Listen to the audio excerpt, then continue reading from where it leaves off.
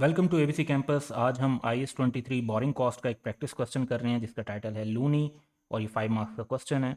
Luni has recently finished building a new item of plant for its own use.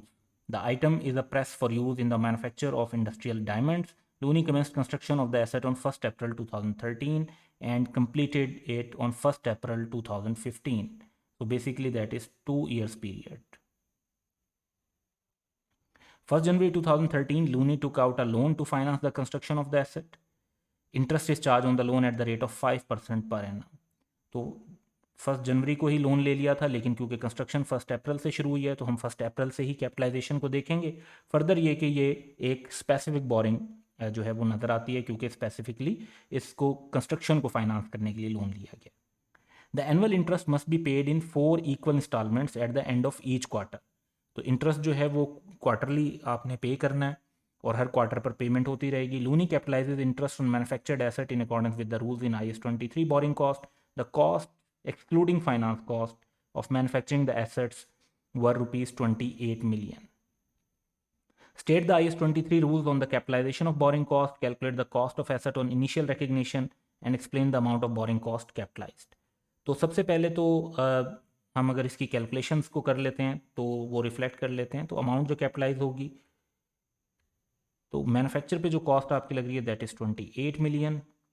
और उसके बाद 2 years का interest अगर सिंपल वे में फ़िलहाल कैलकुलेट करते हैं, इसकी कंपाउंडिंग के इफेक्ट को इग्नोर अगर कर देते हैं, तो 28 मिलियन की अमाउंट है। 5% जो है वो आपकी जो है इंटरेस्ट रेट क्वेश्चन में गिवन है पर एनम के हिसाब से, और 2 इयर्स टोटल टाइम पीरियड लगा है जो कि हम 2013 से 2015 कैलकुलेट कर सकते हैं।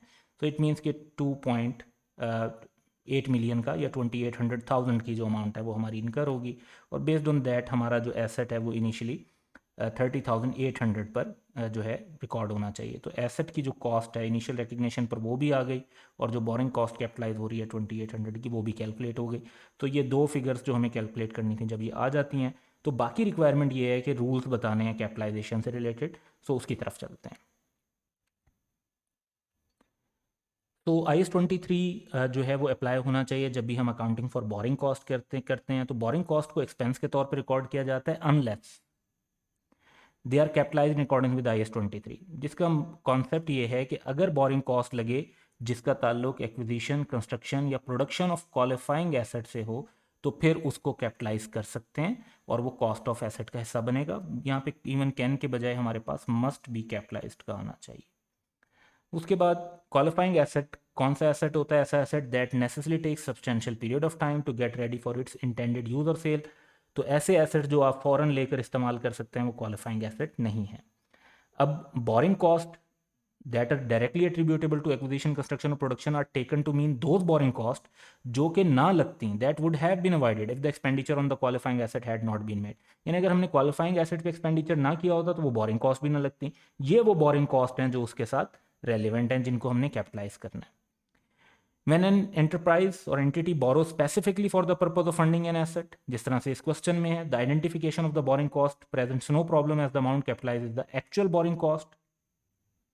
लेकिन उसको नेट करना है कोई भी इनकम जो आपने टेम्परेरी इन्वेस्टमेंट पर अर्न की हो। इस सिनेरियो के अंदर कोई टेम्परेरी इन्वेस्टमेंट नहीं गिवन थी, तो थ्योरेटिकल लिखने के बाद हम अपनी जो कैलकुलेशंस हैं वो भी आंसर के अंदर रिफ्लेक्ट कर देंगे जैसे हमने प्रीवियस स्लाइड पे कवर की थी।